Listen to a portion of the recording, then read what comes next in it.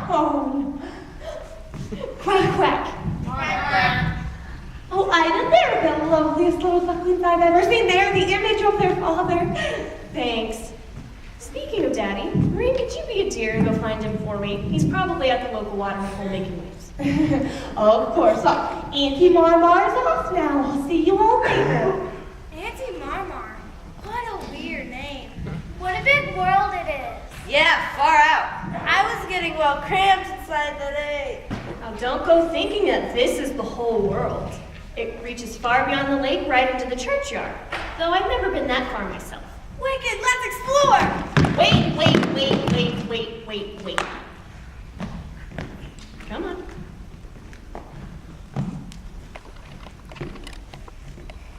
Now, there are 1 or 2 nest rules before you go paddle off. Number 1, no wet feet in the nest. Number 2, you must feather your nest every morning. Number 3, no quacking after sunset. Number 4, no plankton between meals. And number 5, wait, you're not all here. Hey guys, there's gonna be another member of the gang. Oh, quack, and it's the big one. Oh, look at the shell on that. Excellent. How come he gets such a big egg? Yeah, we all got stuffed into a tiny regular shell, and he got a queen-sized ostrich shell. It's not fair, Mama. No, it's not. Hey kids, I'm your dad.